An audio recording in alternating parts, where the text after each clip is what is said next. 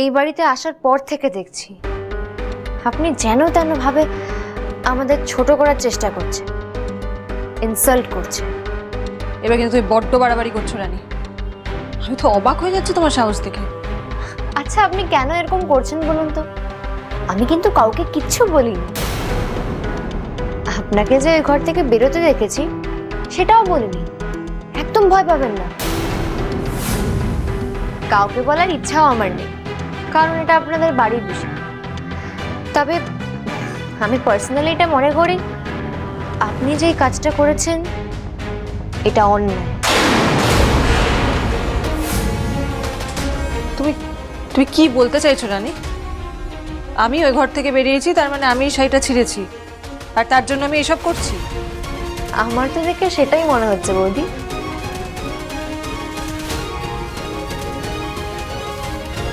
অতটাও বাচ্চা নই আমি যে কিছুই বুঝবো না। দেখুন, আপনাদের মধ্যে কি সমস্যা সেটা আমার জানার দরকার, কিন্তু এর জন্য যদি আপনি আমাদের সঙ্গে খারাপ ব্যবহার করেন সেটা তো ভালো দেখাবে না। দাঁড়াও রানী, কথাটা শুনে যাও।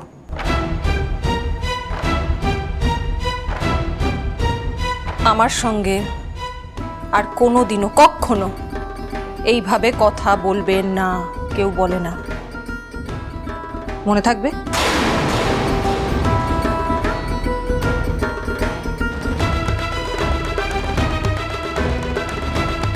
দুদিনের জন্য গেস্ট হয়ে এসেছো, গেস্টের মতোই থাকো। দুদিন পর সুরসুর করে বাড়ি চলে যাবে। তার মধ্যে বেকার কোনো ঝামেলা বাঁধাবার চেষ্টা করো না রানী, তাতে কিন্তু অপমানিত তোমরাই হবে।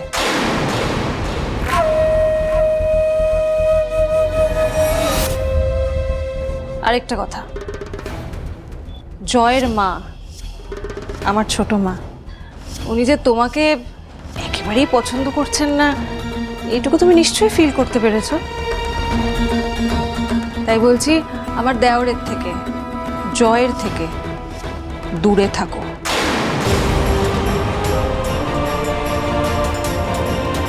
নয়তো ফল ভালো হবে না রানী।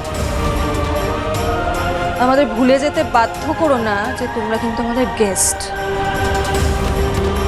আফটার অল তুমি কিন্তু দেবযানীর বন্ধু, মানে জাস্ট এ ফ্রেন্ড, কোনো নিকট আত্মীয় নও, মানে আমাদের কুটুম নও।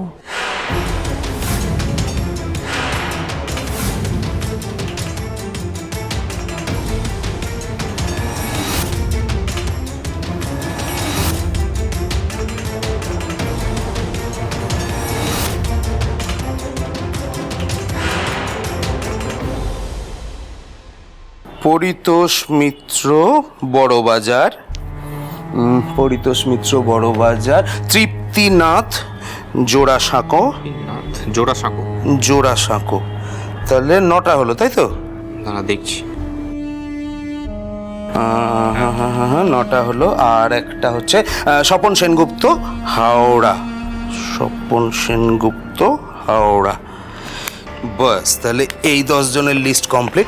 আচ্ছা শোন না, ওই পরিমল জেলেকে আমি বলে দিয়েছি বুঝলি তো, ও ভালো মাছটা দেয়, ওকে বলেছি একটু ফ্রেশ কাতলা মাছ দিতে, আর 200 গ্রাম মিনিমাম যেন পিসগুলো হয় এটা বলে দিয়েছি। দেখে নিস একটু। ওটা নিয়ে তোকে কোনো চিন্তা করতে হবে না, ওটা আমি দেখে নিচ্ছি। বাস, দরকার হলে মাছ আনিয়ে নেবো, এখানে কাটাবো। হ্যাঁ তাও করতে পারিস। Good good good. তুই শুধু কলকাতার নিমন্ত্রণগুলো সেরে নে, ব্যাস তাহলেই হবে। হ্যাঁ ও তো একদিনের ব্যাপার, 10 জায়গায় যেতে হবে, সব জায়গায় ফোন করে নিয়ে ও আমি ঠিক অ্যারেঞ্জ করব। এখানে কার্ডগুলো তো ওকে। বাহ, তোমরা তো দেখছি গুছিয়ে বিয়ে জোগাড় শুরু করে দিয়েছো। কিন্তু যার বিয়ে সে মেয়ে তো জানেই না। যদিও এলে জানতে পারবে। বিয়ের কাজ যাতে নির্বিঘ্নে হয় তাই জন্য তো বাবাও ওকে কলকাতা পাঠিয়ে দিলেন। হ্যাঁ তাতে কি, আরে সেটা তো বরঞ্চ বাবা ভালোই করেছে। হ্যাঁ, কিন্তু আমার মন কেন জানি না খচখচ করছে।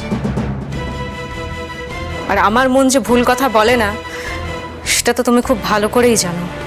তা তোমার মন কি বলছে আমাদেরকে একটু বলো, আমাদের মনে একটু খচখচ করুক। হ্যাঁ আমরা তো আমাদের সুবিধের জন্য রানীকে কলকাতা পাঠিয়ে দিলাম, আর এখন ওর বিয়ের প্রস্তুতি নিচ্ছি। আর ওদিকে রানী তো ওই ছেলেটার সাথেই ওর বাড়িতে আছে। আচ্ছা পরমা, একটু পরিষ্কার করে বলবে তুমি কার কথা বলছো? রানী তো গেছে দেবুর শ্বশুর বাড়িতে, ওখানে আবার ওই ছেলেটা কি? সেটাই তো ব্যাপার। রানীর সাথে আমাদের বাড়িতে সেদিন কে এসেছিল মনে নেই তোমাদের? দেবুর দেওর দুর্জয়। আর ওর ব্যাপারে কি বলেছিলাম মনে আছে তোমাদের?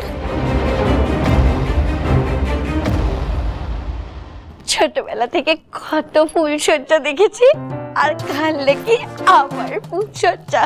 মানে ভাবা যায় জাস্ট যে বয়সে যেটা দরকার সেটাই আমি করছি। How exciting!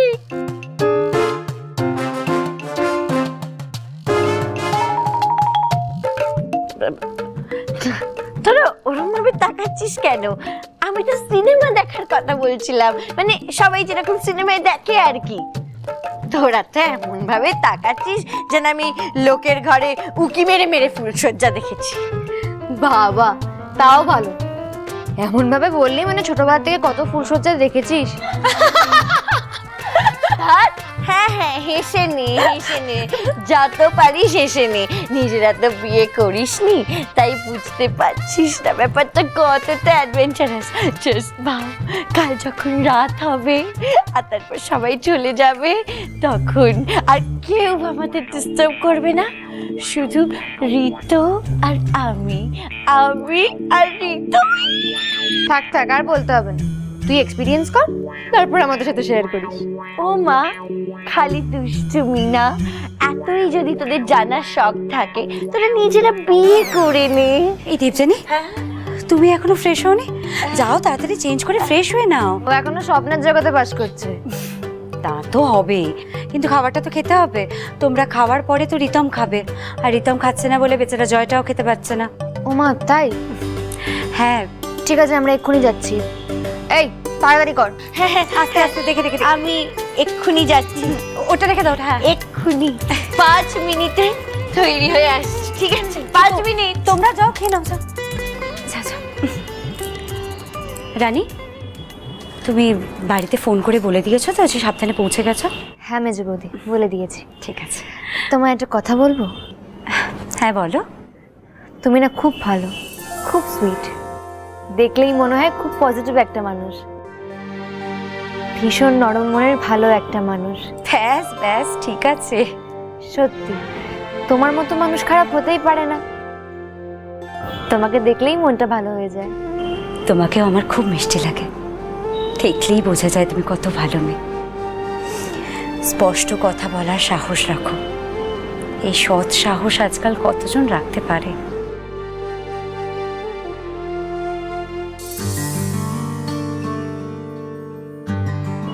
একজন শিক্ষিত মানুষের এরকমই হওয়া উচিত।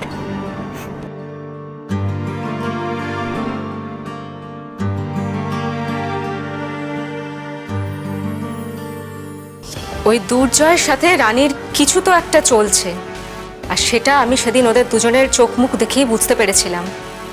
আর এখন ওরা একই বাড়িতে আছে, খুব কাছাকাছি।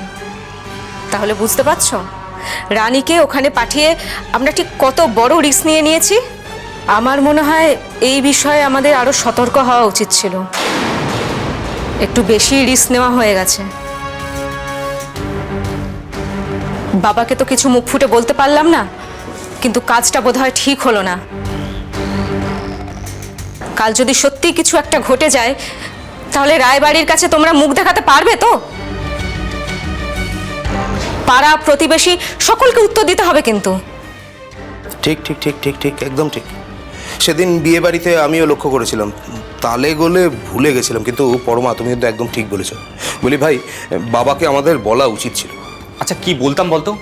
বাবা তো আমাদেরকে রানীর সাথে কোনো কথাই বলতে দিল না। আচ্ছা ওকে পারমিশন দেওয়ার আগে আমাদের সাথে তো একবার পরামর্শ করার দরকার ছিল।